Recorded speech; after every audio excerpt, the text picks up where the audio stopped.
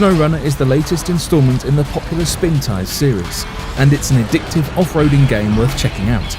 The game is available on PC, Xbox One and PS4, and you can get it by clicking the link in the description below. A huge thanks to Focus Home Interactive for sponsoring this video. SnowRunner is the next big installment and the successor to the game MudRunner. In MudRunner, the main objective was to transport and deliver logs across various forest maps. SnowRunner is built on the Swarm engine, and this allows it to be more than MudRunner. A lot more. Be it in terms of physics, content, graphics or gameplay, SnowRunner seems to be very promising. Delivering cargo by conquering extreme open environments with very realistic and unforgiving terrain physics. Unlock or buy up to 40 vehicles from brands such as Ford, Chevrolet, Freightliner and a lot more, and upgrade and customize them according to your needs. The game offers a lot of terrain to explore and a lot of mud to get stuck on. There is Michigan, Alaska and Taiwan. Every location has a backstory to it and your help is needed to get it back to its feet.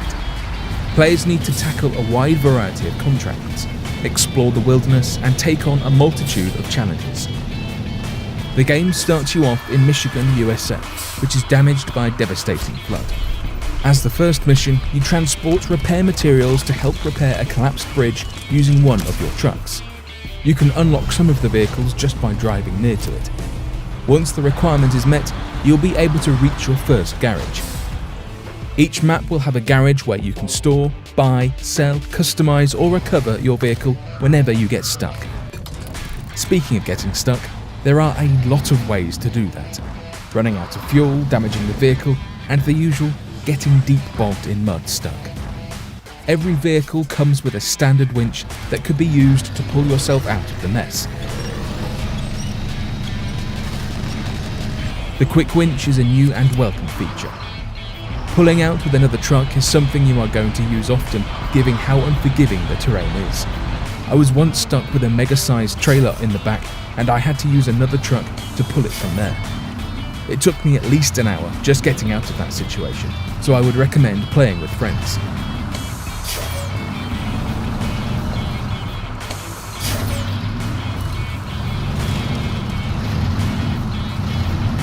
Use whatever you have with you to get unstuck. I even had situations where I had to use my crane to push back my truck, and it worked very well. So there are tons of solutions. Trucks with repair attachments can be used to repair damaged vehicles, fuel tankers to refuel vehicles that run out of fuel, and even transfer fuel from one vehicle to the other. You can also use the recover to garage function. I wish there was some sort of penalty for using it too much, at least in the co-op mode. I found myself using this feature way more than I need to. The whole game does offer a season pass, which comes with the premium edition giving access to content for a whole year, released in 4 phases. This includes new maps, vehicles and new activities. Along with this comes free updates and extra content for all. The graphics are gorgeous in SnowRunner. The textures, lighting, atmosphere, level design, everything looks very good. The mud looks good, the trees look good, the water looks good, everything. I don't have any complaints here. Snow maps are a new feature in the series and they look fantastic.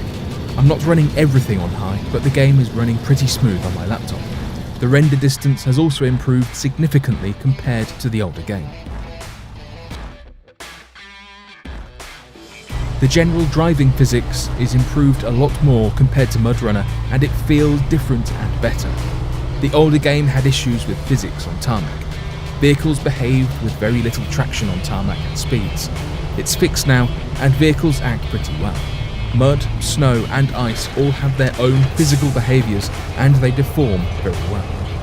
They each take into account the vehicle weight, tyre spin and even the water content of the terrain. Snow is new in the series. Snow has completely different qualities as mud, taking into account vehicle momentum, snow depth and snow wetness. Using a vehicle that has all-wheel drive with differential lock is highly advised or else you are going to struggle a lot. Different tyres make a significant difference in the capability of a vehicle. Snow chains are available to use in snow maps and they make a ton of difference. Truck damage is improved a lot compared to MudRunner. Instead of having one common damage model, it's now detailed and divided into parts. The coolest part about the damage system is that you can even get flat tyres now. The weight of the vehicle, the weight of the trailer, the centre of gravity of the vehicles, the tyre types, all these affect how a vehicle reacts. SnowRunner has one of the best physics for an off-roading game. The realism of driving through mud, snow or ice provides an accessible challenge for everyone.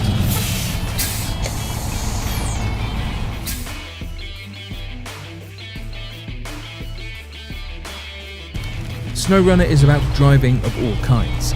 There are dozens of mission types for you to find and complete, like clearing rocks, assisted stranded vehicles, delivering extreme loads with unique challenges, and many more. There are in total 3 main locations, namely Michigan, Alaska, and Tamil, each with its own distinct setting, objectives, and challenges, consisting within the 11 new sandbox maps in total. Each of these maps are up to 4 times the size of MudRunner's map and are interconnected using a tunnel system. There will be missions in which players will need to travel across different maps to deliver cargo using these tunnels. The game offers a lot of gameplay. Playing alone could take hundreds of hours to finish a map, so it's best to play with friends.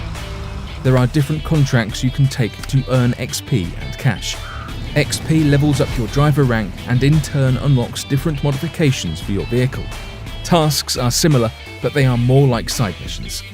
There are also contests that are basically timed side missions. They offer better rewards, better your performance. There is no order in which one should do the missions. Players have the freedom to do them in any way they like. Although I would recommend clearing the waypoints and blocked roads first so that the locations are easily accessible. Players also have the freedom to choose whichever route to take. Each route they take comes with its own challenges, and it is important to plan the route to find the best path to deliver your goods safely. Some upgrades lie in the map, and driving near them unlocks a certain upgrade for certain vehicles. Watchtowers are to be unlocked to reveal whatever lies underneath it. There could be missions, trailers, and even trucks. Driving next to a watchtower unlocks them. Scout vehicles are best for unlocking watchtowers and upgrades. They can be made capable by modifications like lifting the suspension, putting on some better off-road capable tyres, and an electronic winch, so that you can winch yourself out even if the vehicle is rolled over. Electronic winches are less powerful, but they do work with the engine turned off, so it's perfect for scout vehicles.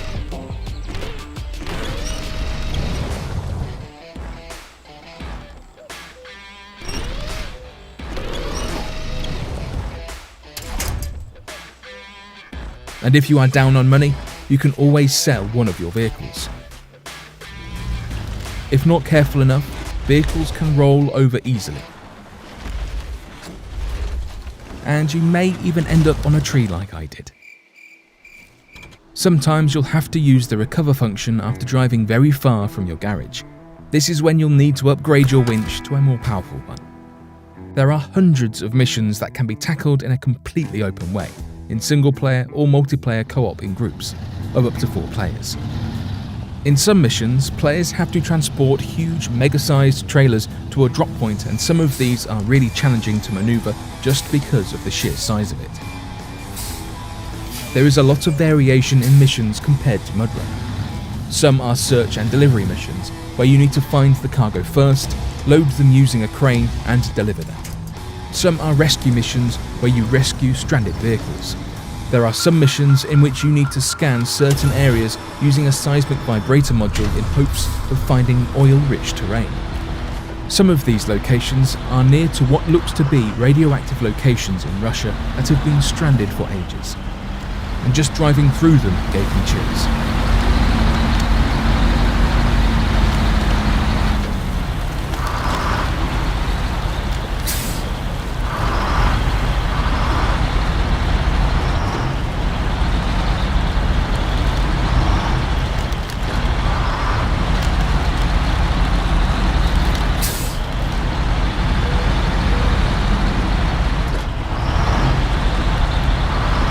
By delivering the supplies in certain missions, we can witness the progression of new buildings or bridges being built up in the hostile environment.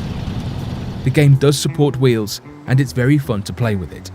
There is a cockpit camera available too, offering highly detailed interiors with working gauges, with each vehicle having a unique and realistic interior. But the game is not without any negative points. The driver arms are annoying unless you are playing with a wheel. An option to hide them would have been good. I liked the sound effects in SnowRunner a lot, but sometimes while driving in lower gears, vehicle sounds tend to be looping. Hear it for yourself.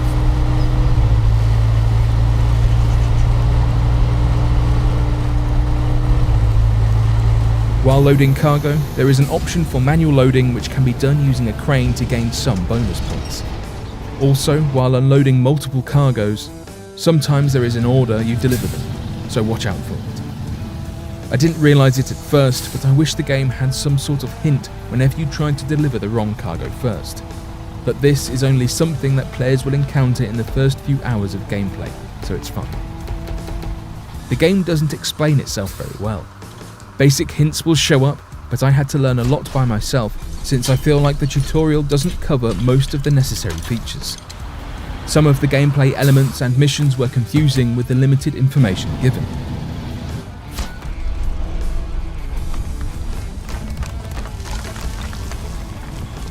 Bugs are present in the game, and I happen to run into a couple of them.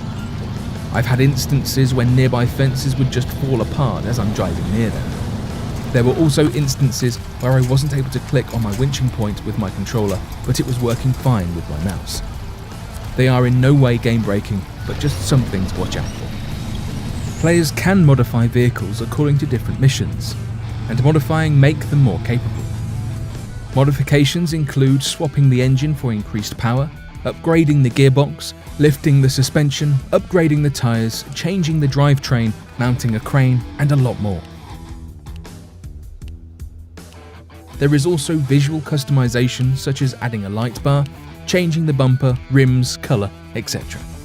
Fuel tends to run out fast, so players need to keep an eye on it and plan the journey, especially in missions where you need to go through multiple maps. Using the all-wheel drive function drains the fuel a lot more faster, so use it wisely. The game features day and night cycle and different weather systems such as mist, rain, even snowfall. I wish the day and night cycle were a bit more slow, since I tend to keep on playing it for hours. Time can be skipped without any penalty. This is a good feature for those who don't want to drive at night, since it's much harder because of the lack of visibility.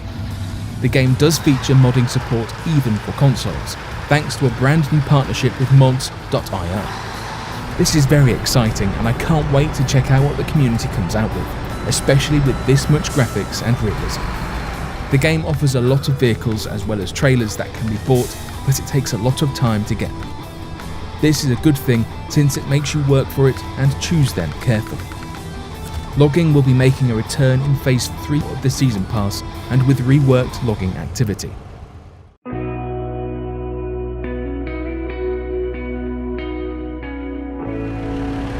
This is a game that makes you feel alone in the world. This, with the atmosphere, sound and music, you feel wonderfully immersed in the game exploring the wilderness. The game is currently only on the Epic Games Store and it's perfectly fine for most people. I've heard from many people not getting the game just because it's not on Steam, but I think it wouldn't be a wise decision to reject the game just for that reason, because once you start, it's unreal how addicting it is. I can see how people get frustrated and complain about getting underpowered vehicles at first, just because they are getting stuck all the time.